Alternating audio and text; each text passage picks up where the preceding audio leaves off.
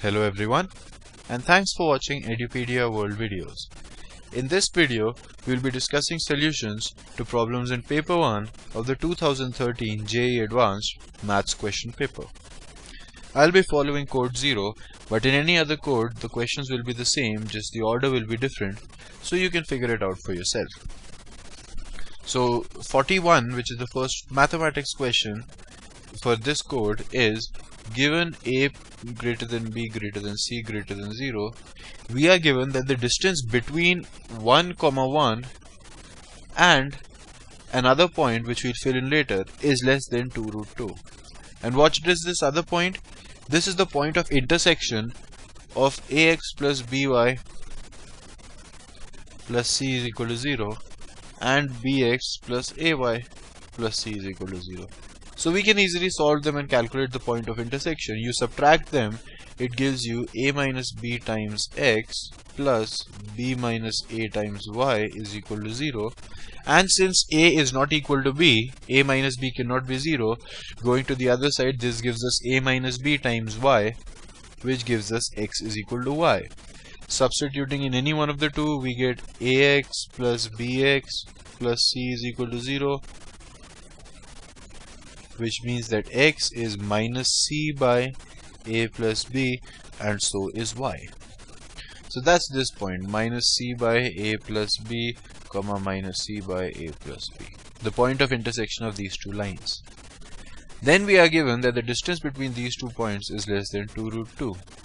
That means 1 plus c by a plus b whole squared plus 1 plus c by a plus b whole squared. The square root of this thing is less than 2 root 2. So this thing is less than the square of 2 root 2, which is 8. And since these are the same thing, this is twice of this, we get 1 plus c by a plus b whole squared is less than 4. Which means 1 plus c by a plus b is less than 2, because this is all positive, which means a plus b plus c is less than 2a plus 2b, or a plus b minus c is greater than 0, which gives me option A. So this is just straightforward. You just find the point of intersection, put in the distance formula, and just simplify. Right? Let's move on to the next one, the 42nd one. We want to find out the area enclosed by the curves y is equal to sin x plus cos x and y is equal to mod of cos x minus sin x. Right? So one thing we can easily see, if we are going over the interval of 0 to pi by 2, sin x and cos x both go from 0, the interval is 0 to pi by 2. Sin x and cos x both go from 0 to 1, and they are being added up together. Right? Here both go from 0 to 1 and they are being subtracted. So it makes sense that the first value will be bigger than the second value. Right? 0 to pi by 2 both are positive. So the sum of two positive numbers is always greater than the difference of two positive numbers. Right? So we'll always do y1 minus y2. But y2 is not always this thing. We can remove the modulus in two separate cases. So we can write y2 is equal to cos x minus sin x if x is between 0 and pi by 4. For small values of x, cos x is greater than sin x, because cot x is greater than 1, tan x is less than 1. And it is equal to sin x minus cos x between pi by 4 and pi by 2. Pi by 4 it doesn't matter, its value is 0. Right? From 0 to pi by 4, the first half of this axis, cos is greater than sin. At pi by 4 they become equal, and then sin is greater than cos. So this is it, and now I can just write my answer in one equation. The area enclosed will simply be, first we'll integrate from 0 to pi by 4. Both of them will be y1 minus y2, because y1 will be greater than y2 in every case. Right? So sin x plus cos x minus cos x minus sin x dx. This is from 0 to pi by 4. Then from pi by 4 to pi by 2, sin x plus cos x minus sin x minus cos x. See, that's how you remove modulus is right. Whatever the inside of the modulus is, if that's positive, you just remove the modulus. If that's negative, you remove the modulus and put a minus sign. But these two integrals are actually very simple. This is equal to 0 to pi by 4. Cos x will cancel, so this will be 2 sin x. 2 times sin x plus plus pi by 4 to pi by 2. Now this will be sin x will cancel and this will be 2 cos x, right? So 2 times cos x dx, obviously never forget dx in an integral. So this is equal to 2 times the integral of sin x and the integral of cos x. The derivative of cos x is minus sin x, so the integral of sin x is minus cos x. That means we'll have cos 0 minus cos pi by 4, or 1 minus 1 by root 2. And the derivative of sin x is cos x, so the integral of cos x is sin x. So sin pi by 2 minus sin pi by 4, again 1 minus 1 by root 2. So actually we get 4 times 1 minus 1 by root 2. 4 times 1 minus 1 by root 2, or you know what this is just root 2 minus 1, and then root 2 is down, 4 by root 2 is 2 root 2. So you get 2 root 2 times root 2 minus 1, which means the answer is B. Now let's look at the third question.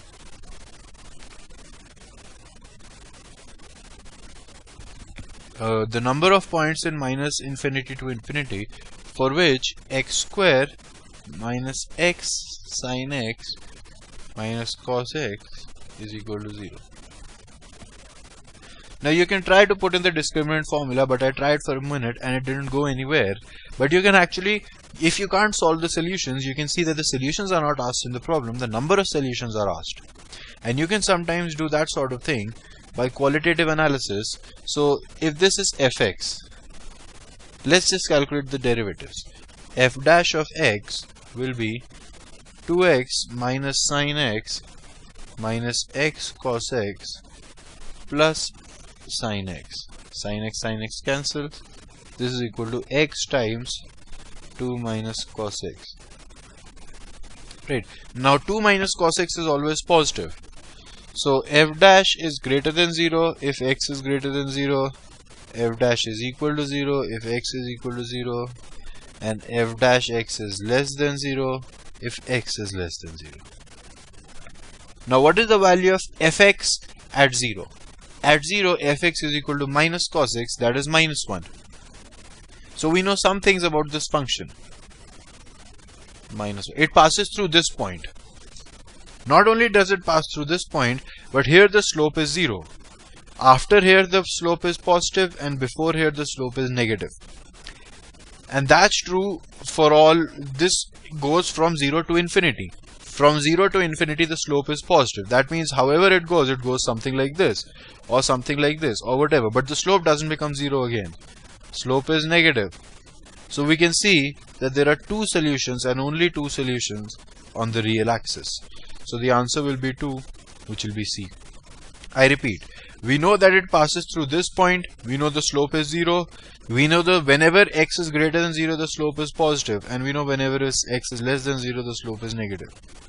So only two solutions. If there was another solution, it would have to come down like this. That means the slope would have to be positive for x less than 0, which cannot happen. Okay. Now question 44. We are asked the value of cot of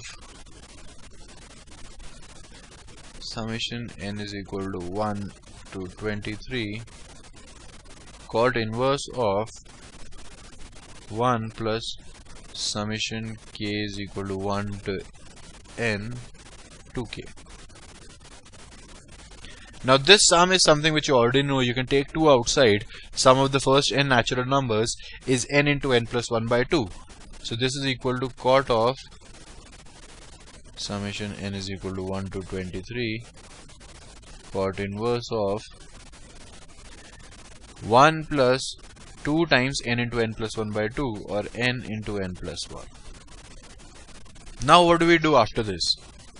After this, what we need to do is we can see that it's cot inverse, right? And we know that cot inverse and tan inverse have a lot of formulas of the form of tan inverse A minus tan inverse B is equal to tan inverse of A minus B by 1 plus AB. So we try to write it in that form. And a couple of hit and trials you do, and you realize that if you represent it in terms of tan, it can actually be done quite easily. So this is equal to, by the way, that only comes from experience and just hit and trial. There's no way I can tell you that this is how I knew exactly to do this to solve the question. You just look at the forms and you try a couple of things until something works out. 1 to 23, tan inverse of, now what is the tan inverse of this? The inverse of this. The inverse of this will be 1 by 1 plus n into n plus 1. Right, and the moment you see 1 by n into n plus 1, that moment it should click. You can write this as n plus 1 minus n, and you get n plus 1 minus n by 1 plus n into n plus 1. What motivated it for me was this 1 plus n into n plus 1. That looks a lot like 1 plus xy, and if you can write this in the form of tan inverse something minus tan inverse something, you can see that it's 1 to 23, so it should sort of cancel off. That's what happens generally in problems like this. So this becomes cot of n is equal to 1 to 23 tan inverse n plus 1 minus tan inverse n. Right? Now what is that? That is cot of, if you take 1, then tan inverse 2 minus tan inverse 1 plus tan inverse 3 minus tan inverse 2 plus tan inverse 4 minus tan inverse 3, and so on. So all these terms cancel, and what you're left with is cot of tan inverse 24 minus tan inverse 1. And you can use this identity again. This is equal to cot of tan inverse A minus B by 1 plus AB. So 23 by 1 plus 24, that is 25. Tan inverse of 23 by 25 will have a tan which is 23 by 25, so it will have a cot which is 25 by 23. So the answer is B. Right? Let's look at the next one. The curve passes through the point 1 comma pi by 6, and the slope of the curve at each point is y by x plus sec of y by x. So we are given that dy by dx, which is the slope, is equal to y by x plus sec of y by x, and x is greater than 0. Now, the first line of attack in questions like this always is put y by x is equal to u, or y is equal to ux. Then you can get dy by dx is equal to u plus x du by dx, and it generally does make things simpler. So this gives us x plus u plus x du by dx is equal to y by x is u plus sec u. U cancels. What we get is cos u du is equal to dx by x, which gives us the cos theta, integral of cos theta is sin theta. Sin u is equal to ln x plus c. Right. Now we can put 1 comma pi by 6 because it passes through that. Sin of pi by 6 is 1 by 2 is equal to 0 plus c. So c is equal to 1 by 2, which gives us sin u is equal to ln x plus 1 by 2. Sin u is just sin of y by x, which is ln x plus 1 by 2. So we see that the answer is A. Whenever you see terms like y by x and sec of y by x, this is the first line of attack always. Right. Let's move on to the next question, problem 46. we are given that f dash of x is less than equal to 2f of x and f of half is equal to 1.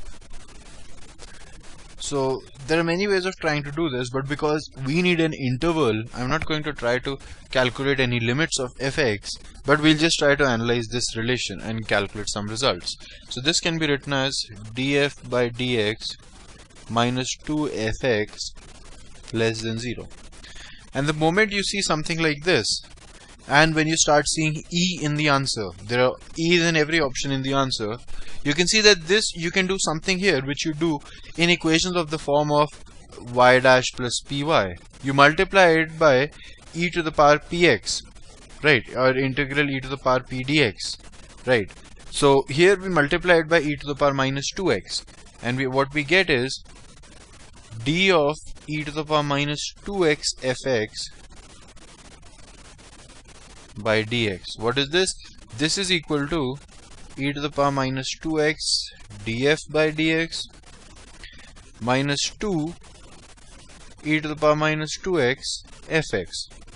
And you can see this is just this term multiplied by e to the power minus 2x, which is positive, so this identity won't change. So this tells us d of e to the power minus 2x fx by dx is less than 0, which means e to the power minus 2x fx is a decreasing function.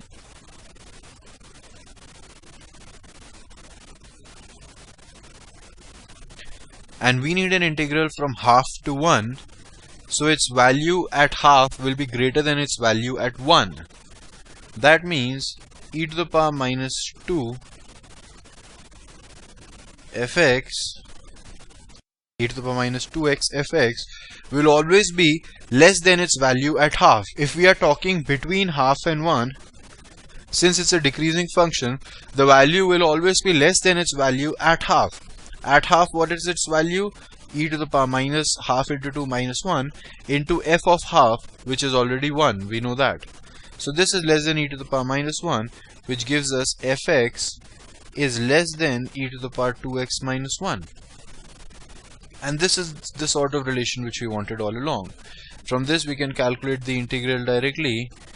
The integral will be less than the integral from half to 1 of e to the power 2x dx minus 1 will just be 1 by e, which is 1 by e times e square minus e, or e minus 1. Hang on, there's a 2 here as well. E to the power 2x will have an integral e to the power 2x by 2. So e minus 1 by 2. So we know that the integral is less than e minus 1 by 2.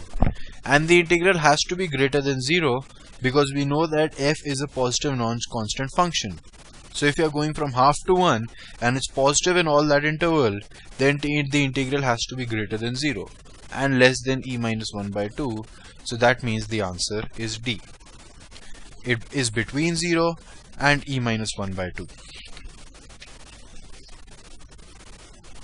Let's move on to the next question. We are given the diagonals of a parallelogram and another vector, and we need the volume of the parallelepiped determined by the three vectors. So we could take the cross product of the three vectors pt, pq and ps, but we do not know pq and ps. We only know the diagonals, right? But we know the formula for the diagonals. If these are two vectors a and b which form a parallelogram, then you can see this diagonal is equal to a plus b and this diagonal is equal to a minus b, right? This diagonal is a plus b, that's actually easily seen. How can you see this is a minus b? There are many ways, but one way is this vector plus this vector is equal to this vector. So this vector is equal to this minus this. So the two diagonals of a parallelogram, if the side vectors are a and b, are a plus b and a minus b. So we can just use that. We are given a plus b is equal to 3i plus j minus 2k, and we are given a minus b is equal to I minus 3j minus 4k. We can add these and divide by 2, that will give us A. We can subtract these and divide by 2, that will give us B. So which gives us A is the sum of these by 2. So that is 2I, this is minus 2j, so minus j minus 3k. And B is you subtract them and divide by 2. So I, this is 4j, so 2j plus k. These are the two vectors, and the third is pt is equal to I plus 2j plus 3k. To find the volume of the parallelepiped, simply take the determinant 2 minus 1 minus 3, 1 2 1, 1 2 3. What will be the value?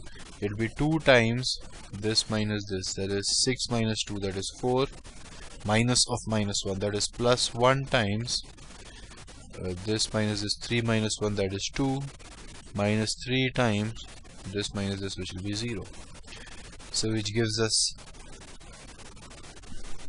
8 plus 2, which gives us 10, which means the answer is C. Right. The next question, 48, is also a straightforward application of formulas. The line given to us is x plus 2 by 2 is equal to y plus 1 by minus 1 is equal to z by 3. Let's just call it k. So the standard point of this line becomes 2k minus 2 comma minus k minus 1 comma 3k. This is a point, and we already know the formula for the foot of a perpendicular, that is just x minus x1 by a plus y minus y is equal to y minus y1 by b equals z minus z1 by c equals minus of ax1 plus by1 plus cz1 plus d by a square plus b square plus c square. You already know that formula, it's a very familiar formula. So we have x plus y plus z minus 3 is equal to 0, which is our ax plus by plus cx plus d is equal to 0. So a, b and c are all 1 and d is minus 3. So at this point the equation will simply be x minus of 2k minus 2, that is x minus 2k plus 2 by 1, a, b and c are all 1, is equal to y minus of minus k minus 1, that is y plus k plus 1, which is also equal to z minus 3k. These are all divided by 1, by the way, which is equal to minus of, you put these numbers in this, so 2k minus 2 minus k minus 1 plus 3k plus d, d is minus 3, divided by a square plus b square plus c square, which is 3. So this gives us x minus 2k plus 2 is equal to y plus k plus 1 is equal to z minus 3k is equal to, now 2k minus k is minus k plus 3k is 2k. So we have minus of 2k minus 2 minus 1 is minus 3 minus c is minus 6. Or we just have minus 2k plus 6 by 3. We just leave it here, which gives us 3x, we just multiply 3 here, minus 6k plus 6 is equal to 3y plus 3k plus 3 is equal to 9k is equal to 6 minus 2k. Now we just take k to the other side and solve, and we can get from the first equation, what we can get is 3x minus 6k plus 6 is equal to 6 minus 2k. We'll just leave k on the right side. So 3x, 6 and 6 cancel, 3x is equal to 6k minus 2k is 4k, or 3x by 4 is equal to k. So here we get 3x by 4 is equal to, the other one we get 3y plus 3k plus 3 is equal to 6 minus 2k, or we get 3y minus 3 is equal to minus 2k minus 3k is minus 5k. So k will be 3y minus 3y minus 5.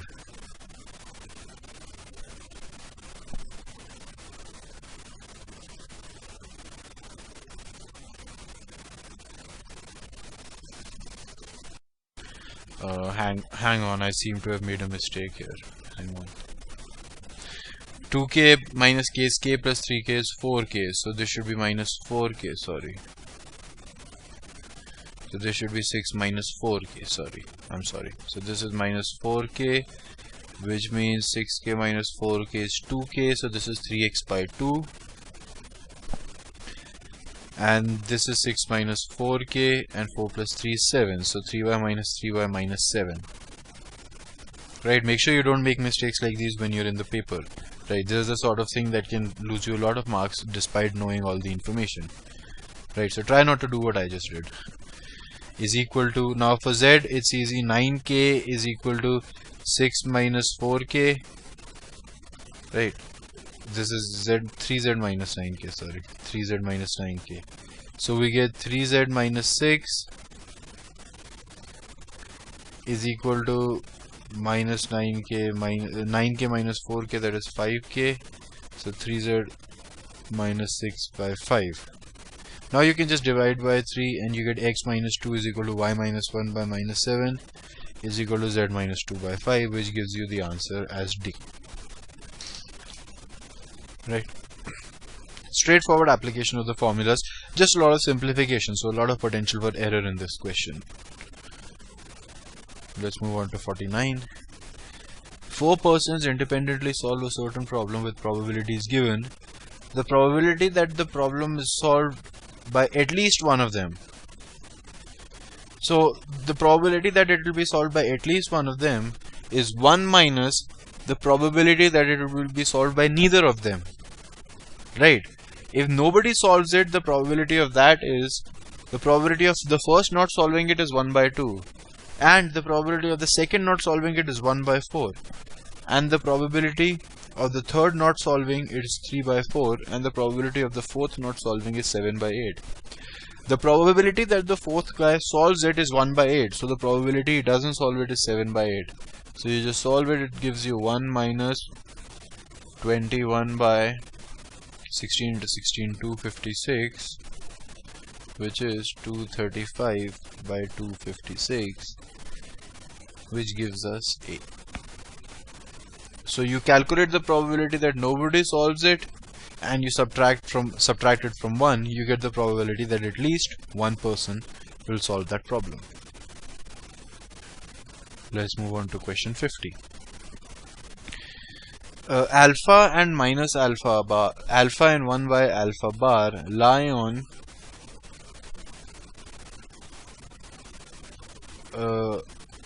x minus x naught whole squared plus y minus y naught whole squared is equal to r squared, and x minus x naught whole squared is equal to y minus plus y minus y naught whole squared is equal to 4r squared. So if we take z naught is equal to x naught plus iota y naught, we can write these two equations as x minus z naught mod is equal to r naught, and mod of x minus z naught r is equal to 2r. The first equation is this, the second equation is this. Alpha satisfies the first, 1 by alpha bar satisfies the second, which gives us mod of alpha minus z naught is equal to r, and mod of 1 by alpha bar minus z naught is equal to 2r. Right, now we'll just use mod of alpha, or for anything, is equal to alpha into alpha bar. So the first equation gives me alpha minus z naught, alpha bar minus z naught bar, mod of alpha square is equal to this, is equal to r square, which gives me mod alpha square minus alpha z naught bar minus alpha bar z naught minus mod z naught squared is equal to r squared. This is the first equation. The second one gives me 1 by alpha bar minus z naught, 1 by alpha minus z naught bar is equal to 4r square. And I take alpha bar to the other side, I'll get, so this is z naught alpha bar, this is alpha z naught, and alpha bar goes to z naught this side, so mod alpha square. So which gives me 1 minus mod z naught square plus mod z naught square mod alpha square minus z naught alpha bar minus z naught bar alpha is equal to 4r square mod alpha squared. Now you need to get rid of these two terms, subtract these two. Right, after subtracting these two, what you're going to get is,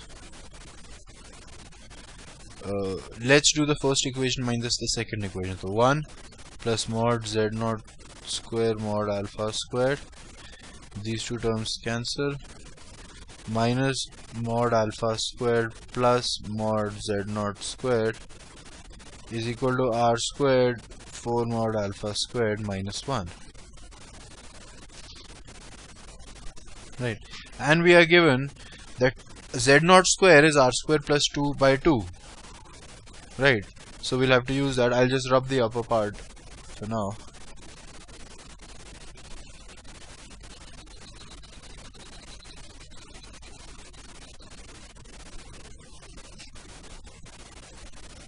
So what it tells us is 1 minus mod alpha squared into mod z naught square, which is r square by 2 plus 1,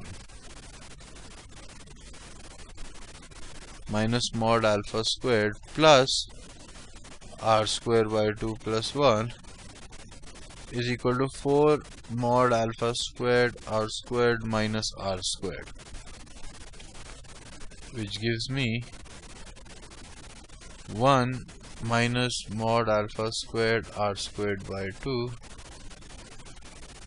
This is minus mod alpha squared minus mod alpha squared, so minus 2 mod alpha squared plus r square by 2 plus 1, which is here becomes 2,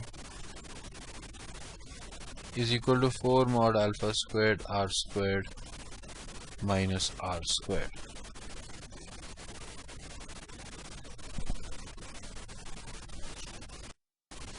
Sorry, this should be plus and this should be minus. My mistake.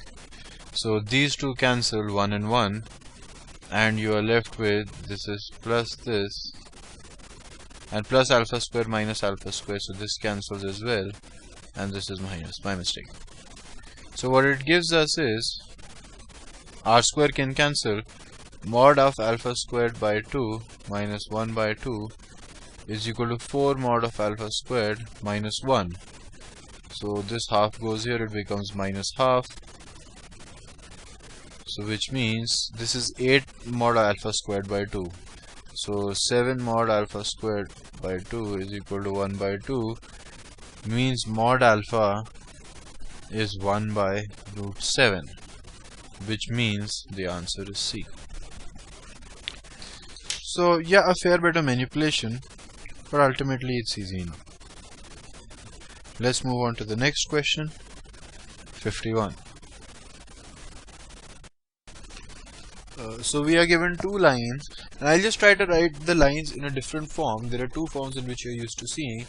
They've given L1 is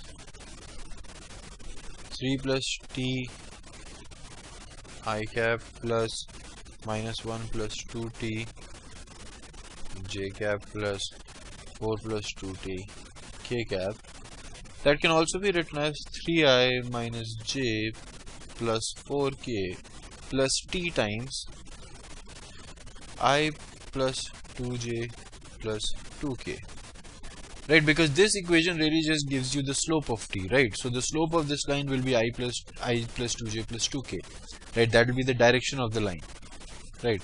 Similarly, L2 I'll just directly write in that form, 3i plus 3j plus 2k plus s times 2i plus 2j plus k.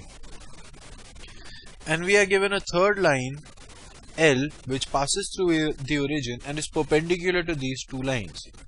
If it is perpendicular to these two lines, then it should be perpendicular to these two vectors, right? So we just take the cross product and we'll get the direction of the line.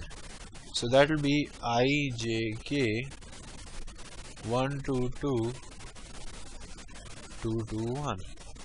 So that gives us I times 2 minus 4 is minus 2, minus J times 1 minus 4 is minus 3, plus K times minus 2. We can just multiply by minus 1, it doesn't matter. So we'll get 2I minus 3J plus 2K. And since it passes through the origin, this point, the analogous point of this is the origin. So we can just write it as T times this. Right? It's A plus TB, but A is the origin because it passes through the origin. So this is the line L. Now we have the lines L1, L2 and the line L. Then we want to find the coordinate of a point on L2 which is at a distance root 17 from the intersection of L and L1. So first we need to find the intersection of L and L1. That's easy enough, we just equate the x, y and z parts. So we'll have, let's just call it k because t is already used. So we'll have 2k, which is the I component, is equal to 3 plus t minus 3k is equal to 2t minus 1, and again 2k is equal to 4 plus 2t. We just equate the first two, we'll get 3 plus t is equal to 4 plus 2t, which just gives us t is equal to minus 1, and which gives us 3 minus 1 is 2 is 2k, so it gives us k is equal to 1. So basically it gives us the point. The point is 2i minus 3j plus 2k. Then we are given the distance between this and a point on S is root 17. So the square of the distance will be 17.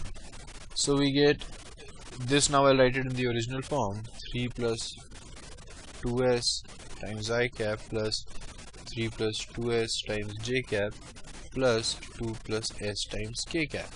So 3 plus 2s and 2. So it's 1 plus 2s, right? So we get 1 plus 2s whole squared, then 3 plus 2s and 3. So we get 6 plus 2s. And you have 2 here and you have 2 plus s, so you just get s plus s square. The root of this is root 17, or this is equal to 17, which just gives us 4s square plus 4s plus 1 plus 4s square plus 6 into 2 is 12 into 2 is 24, 4s plus 36 plus s square is equal to 17. Now we just need to try to solve this equation. 4s square, s square, 9s square, 4s and 24s is 28s, and 37 minus 17 is minus 20 is equal to 0. 9s square plus this is 180, so 18s plus 10s minus 20 is equal to 0. So we get 9s common, s plus 2 plus 10 common, s plus 2. 9s plus 10 times s plus 2, or s is equal to minus 2 or minus 10 by 9. You put in these values, s is equal to minus 2 gives minus 1 comma minus 1 comma 0, and minus 10 by 9 gives 7 by 9 comma 7 by 9 comma 8 by 9. So the answers are B and D. A lot of manipulation, but generally quite a straightforward question. B and D are the two choices. We got S, we get a quadratic in S, so it has two solutions. Let's move on to 52. We are given the equation f of x is equal to x sine of pi x. And we need f dash x to vanish. F dash of x is equal to sine pi x plus pi x cos pi x. This is equal to 0 when tan of pi x is equal to minus pi x. Now we can just solve this graphically. So x will be half 1 3 by 2 2 minus half minus 1 minus 3 by 2 minus 2. So between minus half and half, tan pi by x will be between minus tan pi by 2 and tan pi by 2, or something like this. You already know the curve. Then here it will be like this. Here it will be like this. We already know this curve, right? These will be the asymptotes. And this is the origin. Tan minus pi x, the curve of minus pi x will be 0 when x is 0, passes through the origin and goes something like this.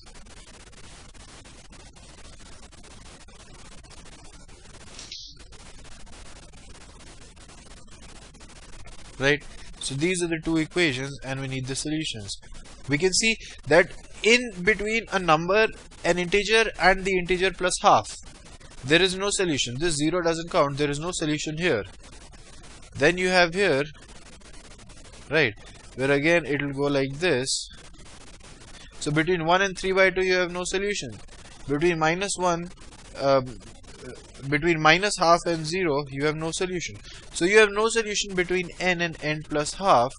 You do have one solution between n plus half and n plus 1. See, let's call this interval a and this interval b. So n and n plus half, that is this interval and this interval and this interval and this interval.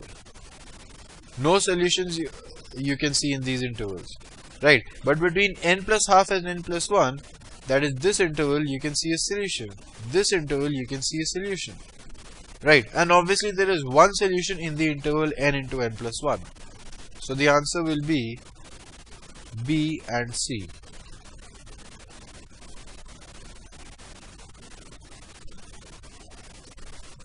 Right. By the way, don't be confused by this one. We are only talking about natural numbers, so this doesn't count. Right. So the answer is B and C. Then for option 53, then for question 53, we have Sn is equal to summation k is equal to 1 to 4n minus 1 to the power k plus 1 by 2 k square. So there are a total of 4n terms. Now let's look at this k into k plus 1 by 2 for a second. K is between 1 and 4n.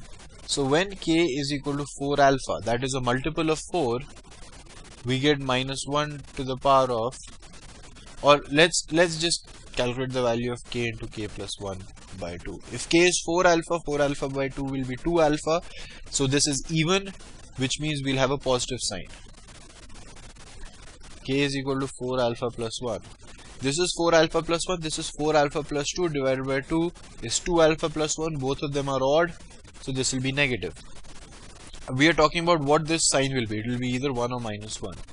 For 4 alpha plus 2, this is 4 alpha plus 2, this is 4 alpha plus 3. 4 alpha plus 2 by 2 will be 2 alpha plus 1, again negative. And k is equal to 4 alpha plus 3, this is 4 alpha plus 3, this is 4 alpha plus 4. By 2 gives 2 alpha plus 2, again even. So this is positive. Right, so minus plus plus minus, this is what you'll get. So the series will look sort of like this. First you'll take k is equal to 1, so 1 into 2 by 2 will be 1. So the first term will be positive 1. So the minus 1 into 2 by 2 is 1, so it will be minus 1. So the terms will be, start from k is equal to 4 plus 1, this is 1, right? So minus minus plus plus minus minus plus plus minus minus like this. Minus 1 minus 4 plus 9 plus 16 minus 25 minus 36 plus 49 plus 64, right, and so on. Right. So this is how it will be. Now you can see how this looks like, right? This is basically minus 1 minus 2 square, minus 1 square minus 2 square, plus 3 square plus 4 squared, minus 5 squared minus 6 squared, plus 7 squared plus 8 squared, and so on. How many terms? 4n terms. What is the last term? k is equal to 4n, so it will be a plus. So the last term will be plus 16n square. Right. Now you forget the last term for a second and forget the first term and look at the other terms. This is 3 square minus 2 square. That is 3 minus 2 or 1 into 3 plus 2, which is 5. This is 4 square minus 5 square, or the negative of 5 square minus 4 square, or the negative of 5 minus 4 times 1 into 5 plus 4. 7 square minus 6 square is 7 minus 6 into 7 plus 6. Right. So I'll just rub the upper part for a second, but hopefully you can see now the pattern that is forming. So the first term will be minus 1 and the last term will be plus 16 square, and the reason I'm saying that 16n square is because they don't term up. A negative term, an even term goes with the odd term which is slightly more than, which is one more than that. So this will be left out. And in the middle you'll have 3 square minus 2 square, which is 5. 4 square minus 5 square, minus 9. Right. 7 square minus 6 square, plus 13. Right. 8 square minus 9 square, minus of the sum of 8 and 9. Right, which is 17. And so on. How many terms? These were total 4n terms. We remove 2, we have 4n minus 2 terms. Each one of them becomes a pair. So we have half of that and we add the 2 terms back. I'll repeat it. Total 4n terms. Remove the first and the last term. You have 4n minus 2 terms left. Then you divide it by 2 because 2 terms becomes 1 term. Every 2 terms becomes 1 term. And then of course you add the 2 remaining terms. Which means you have 2n minus 1 plus 2, 2n plus 1 terms. Right. But now look at this. The minus 1 plus 5 is 4. Minus 9 plus 13 is 4. Minus 17 plus 21 is 4. So if you remove this term, because again the only odd terms are left, this is 1 term, then there are 2n terms left. So you get 4 plus 4 plus 4 for n terms, because 2 terms become 1 again, and plus 16n square. So which means the answer is 4n plus 16n square. Now next is only a matter of putting in the values. You can see that if n is equal to, you can just start putting in values. For 6 the answer is 600, for 7 the answer is 812, for 8 the answer is 1056, for 9 the answer is 1332, and then it's more than that. This is the lowest option, this is the highest option. So these are the two that will actually take place, and the answer will be A and D. So this was quite a good question requiring a level of understanding to know how to simplify this. This was one of the tougher questions. Right. Let's move on to the next one, 54.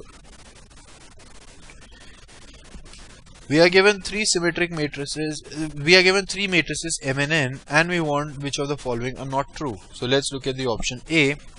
NT-Mn is symmetric or skew symmetric depending on M. So N transpose Mn.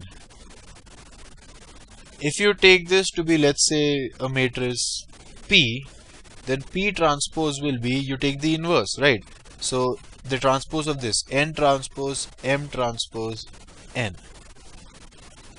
Right, and P was N transpose Mn. So we can see if M transpose is equal to M, P transpose is equal to P. If M transpose is the negative of M, P transpose is the negative of P. So indeed the statement A is true. Right. Statement B, Mn minus Nm is skew symmetric. Mn minus Nm. Take this to be P. What is P transpose? This whole transpose means Mn transpose minus Nm transpose. Means N transpose M transpose minus M transpose N transpose. And if N and M are symmetric, this is equal to Nm minus Mn, which is the negative of the original thing. So P transpose is equal to minus P. It is indeed skew symmetric. So B is also true. Mn is symmetric. If P is equal to Mn, P transpose is equal to N transpose M transpose, which is Nm if n and m are symmetric, but mn is not necessarily equal to nm. So C is false. And you already know the relation, the important formula when you're talking about matrices, which is that adjoint of mn is equal to adjoint of n is equal to adjoint of n multiplied by adjoint of m, which is not necessarily equal to adjoint of m multiplied by adjoint of n, because matrix multiplication is not commutative, so D is also false. It's not necessarily true, that's what we can say. So which of the statements are not correct? C and D are not correct. This is the next step which they wanted to confuse you by. You would look at this and sometimes you might immediately answer A and B, but the question is which of the following are not correct. A and B are correct, therefore C and D are the ones which are not correct. Let's move on to 55. We are given just a rectangular sheet from which we cut out squares of size x, and the remaining thing, from that we make a cardboard box. So this would be the base of the cardboard box, and this side x would be the height. Right. We know that the rectangular sheet has sides in the ratio of 8:15.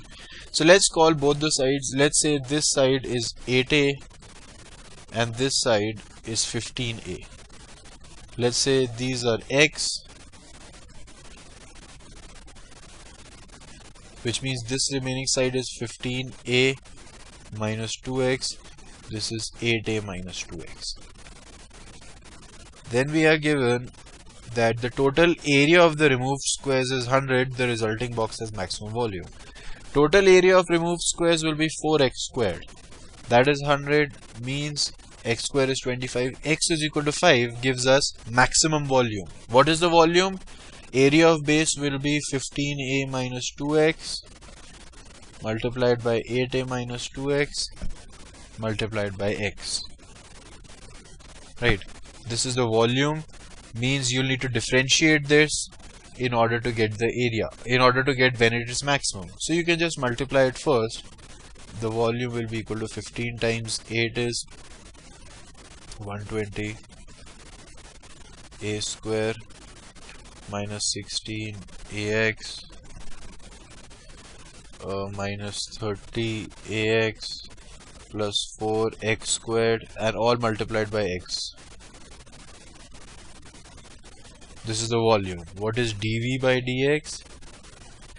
120 a squared minus 32 ax minus 60 ax plus 12x squared. This is 0 at x is equal to 5. What that tells us is 120 a square minus 32 into 5 is 320, 160. 160a minus 60 into 5 is 300. A plus 25 into 12 is 300 is equal to 0. This is just the equation which we need to solve now. We can simplify it a little bit. Divided by 10, we get rid of all the zeros. So we get 12a square minus 46a plus 30 is equal to 0. Right, or 6a square minus 23a plus 15 is equal to 0. Right, 15 into 6 is equal to 90, which is 18 into 5. 6a square minus 18a minus 5a plus 15 equals 0. So a is equal to 3 or a is equal to 5 by 6. Right. But if you say, let's see what the sides are with both these values. Right, 15a minus 2x, x is equal to 5, so 2x is 10. Right, 15a minus 2x and 15 and 8a minus 2x. So let's calculate the sides. If we take a is equal to 3 and we take a is equal to 5 by 6, a is equal to 3 means 8a is 24. Right. and 15a is 60. But then the two sides, now we need to eliminate one of the two. This is also important. Right, I don't know if the other side is given in the option, but 24 and 60 means 15a minus 2x. What is that? Minus 10. So you can subtract 10 from both of them. Right, so 14 and 50. 5 by 6 gives the sides. 5 by 6 into 15. Right, 15 into 5 is 75 by 6. And 5 by 6 into 8, 40 by 6. But 40 by 6 is not greater than 10. And you need it to be bigger than 10, otherwise 8a minus 2x will be a negative quantity. All these three have to be positive. So therefore 5 by 6 is neglected. Ka has to be equal to 3 and the answer is 24 and 60, which means, hang on, 15a is 3, sorry, this is 45. Yeah, my mistake. 15a and a is 3, so this is 45, so 24 and 45, which means the answer is A and C. Right? Let's move on to the next one, 56. So we are given a set of 8 vectors, ai plus bj plus ck,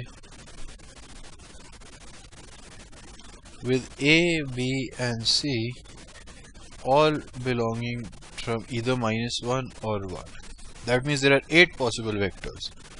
I plus j plus k, I minus j plus k, I plus j minus k, minus I plus j plus k, and the negatives of this, minus I minus j minus k, minus I plus j minus k, minus I minus j plus k, I minus j minus k. Right? And we want to select 3 non-coplanar vectors from these. Now, this is in the same plane as this. This is in the same plane as this. Same plane, same plane. So we don't want any of these pairs together. So what we can do is, we can either take 3 from here and 0 from here. In that case, we'll definitely get 3 coplanar vectors. Or we can take 0 from here and 3 from here. Or we can take 1 here, 2 here, or 2 here, 1 here. In these two cases, we will need to take care that we won't take coplanar vectors. So how many ways are there of taking 3 from here? 4c3. Ways of taking 3 from the second set? 4c3. Plus, how do you take 1 from the first set? You just take 4c1. Into, now you need to take 2 from the second set, but whatever you took, let's say you took the third one, then you cannot take the corresponding third one here. So you only have 3 options left from which to select 2. So you get 3c2. Plus, you can take 2 from the first one, 4c2. So let's say you took this one and this one. Then these two are not available. So to take the last one from this, you need one of these. So you have 2c1. That's it. That's the answer. How much does this come out to?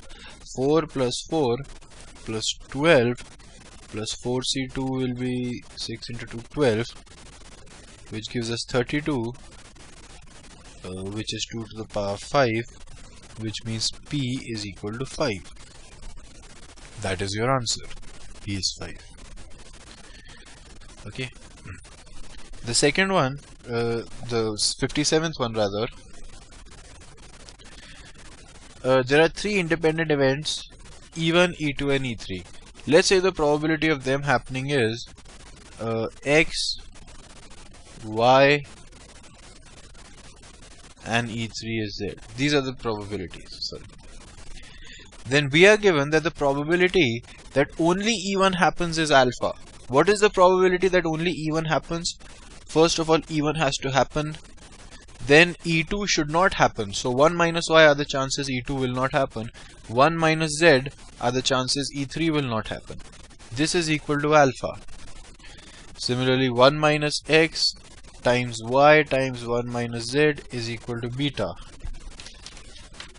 And finally, 1 minus X, 1 minus Y times Z is equal to gamma.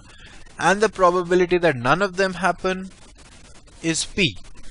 So P is equal to 1 minus X into 1 minus Y into 1 minus Z. the probability that none of them happens.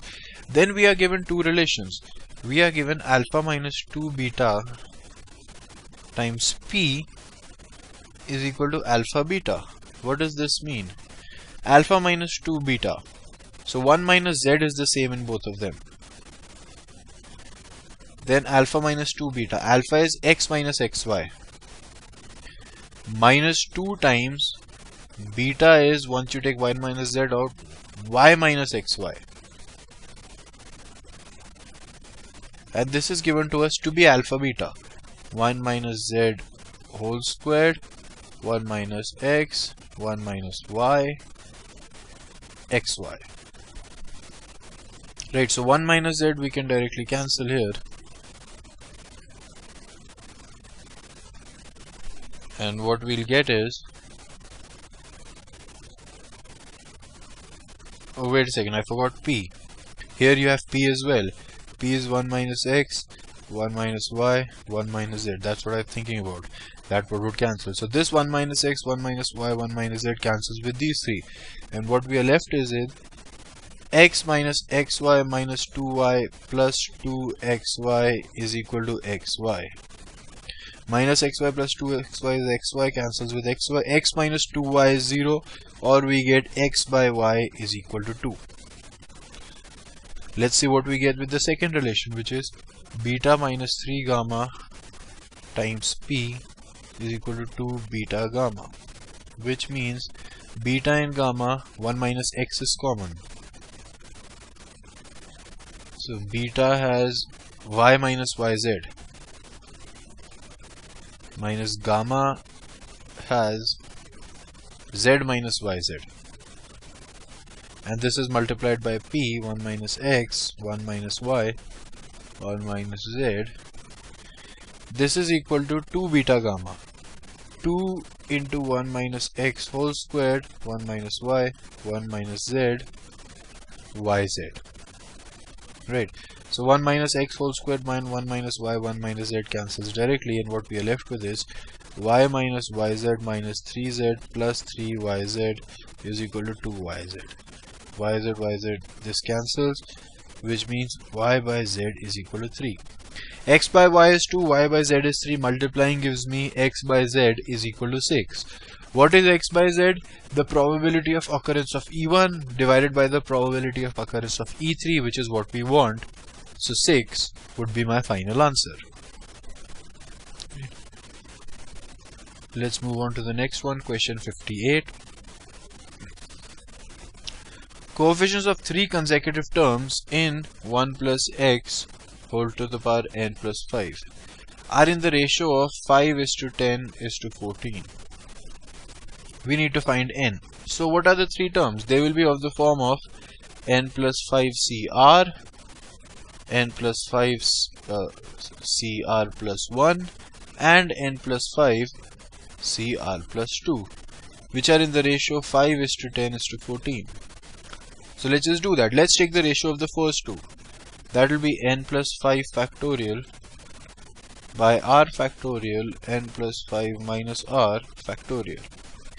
Into here it will be r plus 1 factorial into n plus 4 minus r factorial by n plus 5 factorial. This is given to us to be 5 by 10 or 1 by 2. This cancels here, leaves r plus 1. This cancels and leaves n plus 5 minus r, which gives us 2r plus 2 is equal to n plus 5 minus r, which gives me 3r is equal to n plus 3. This is my first relation. Similarly, let's do for 10 and 14. What we'll get is n plus 5 factorial by r plus 1 factorial n plus 4 minus r factorial into r plus 2 factorial n plus 3 minus r factorial by n plus 5 factorial is equal to 10 by 14 or 5 by 7, which gives me, this is r plus 2 which is left, and n plus 4 minus r which is left. So 7r plus 14 is equal to 5n plus 20 minus 5r, which gives me 12r is equal to 5n plus 6. Now you just solve them. You multiply this by 4, you get 5n plus 6 is equal to 4 times n plus 3, 4n plus 12, from which you get n is equal to 6. So 6 is your final answer. Let's move on to the next one, 59. There are n cards marked 1 to n and 2 consecutive cards are removed, and the sum of the remaining is 1, 2, 2, 4. So 1, 2, 2, 4 is the sum of the remaining after you take out 2 consecutive cards. So if you put them back in, the sum would be plus k plus 1. And that is the sum of the first n natural numbers or the first n cards, which is n into n plus 1 by 2, which gives us the relation n into n plus 1 is equal to, this is 1225 plus 2k, 4k plus 2450. This is our equation. Now after this, there's nothing more left to do except hit and trial for some reasonable values. So once you start seeing reasonable values, once you approach, let's say n is equal to 49, right? If n is equal to 48, you get k is negative. I've done this, so you just have to put in the values and try. If n is 49, then this is 49 into 50. This is 2450. So k is 0. If n is 50, this is 2550. This term is 2550. Means 4k is 100. If this is 51, this term is 2652, which means 4k is equal to 202.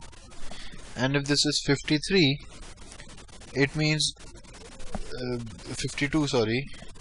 It means that 4k is, the number is 2756, which means that 4k is equal to 306. Now right here you start getting absurd answers because k is around 50, but k has to be less than n. So after this you don't need to check, and these two does not give you an integer value of k, only this does. Right? So the only option is n is 50, which means k is 25, which means k minus 20 is equal to 5. So the answer is 5. Let's do the last question of this paper, the 60th question. This is a somewhat lengthy question, so we'll do it in steps. Let me draw the figure first properly, because that would be important. So the ellipse is x square by 4 plus y square by 3 is equal to 1. When y is 0, x is plus minus 2.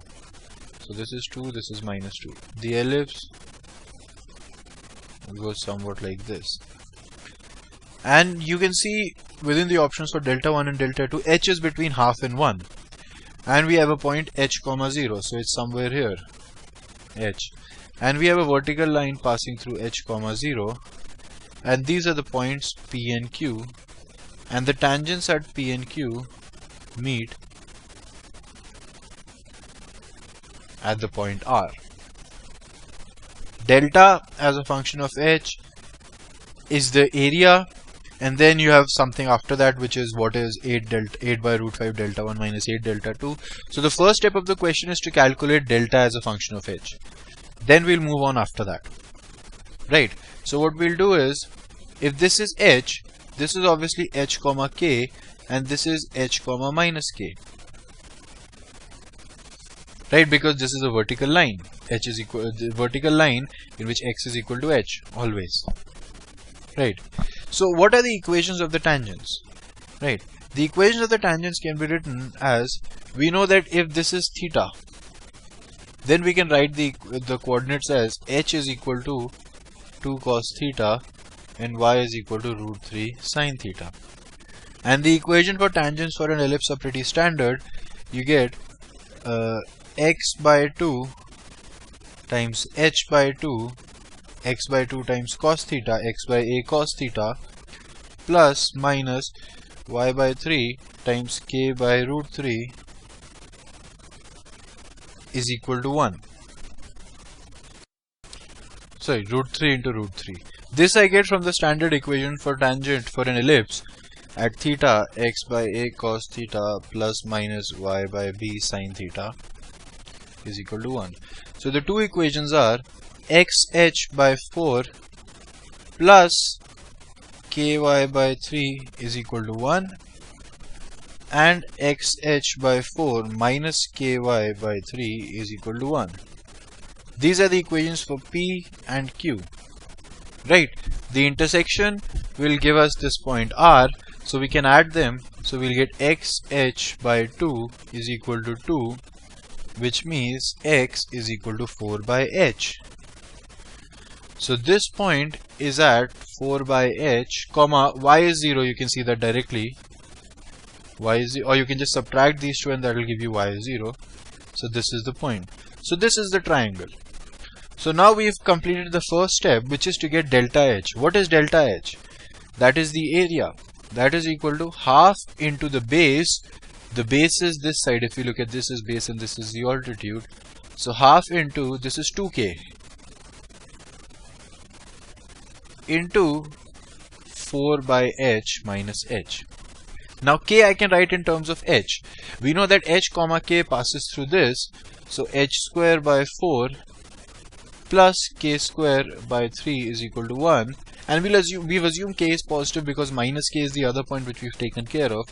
So k square by 3 is equal to 1 minus h square by 4, or 4 minus h square by 4. So k is equal to root of 3 into 4 minus h square by 4. Right? 4 can come out as 2 here, and 2k will be 2 will cancel. So the final equation we get is delta h is equal to half into root of 3 into 4 minus h square into 4 minus h by h, which simplifies to root 3 by 2 4 minus h square to the power 3 by 2 by h. Right, so delta comes out to be root 3 by 2 4 minus h square whole to the power 3 by 2 by h. Now comes the second part of the question. Right, so this was the first part. This is, I think, one of the lengthiest questions in IIT JEE I've ever seen. So delta h we got as root 3 by 2 into 4 minus h square to the power 3 by 2 by h. And we need the maximum and minimum value of delta h when h is between 0 and 1. Right. So first of all, we'll see what delta dash is. That is d delta by dh, the derivative of this. So that will be you will use the product rule. So root 3 by 2 h to the power minus 1 is minus 1 by h square into 4 minus h square to the power 3 by 2 plus root 3 by 2h times 3 by 2 into 4 minus h square to the power 1 by 2 into the derivative of minus h square, which is minus 2h. Right, 2 and 2 cancel. We'll take minus common. Minus root 3 by 2 will take common. So what we are left is minus root 3 by 2 4 minus h square to the power 3 by 2 by h square plus, and you took root 3 by 2 common and minus, so 3 minus h and h is cancelled, so 3 is left. 3 4 minus h square to the power 1 by 2. Right? And now we know that half less than equal to h less than equal to 1. H is between half and 1. So h square is always positive. 4 minus h square is always positive. This is always positive, which means this bracket is always positive. And this is negative, which means delta dash is less than 0, which means delta is a decreasing function.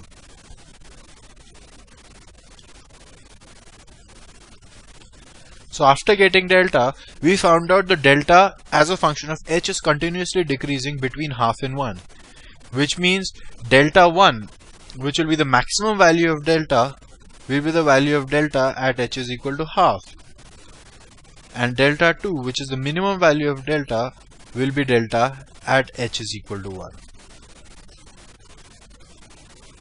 Right. So now is the next step. We got delta is equal to root 3 by 2 h 4 minus h square.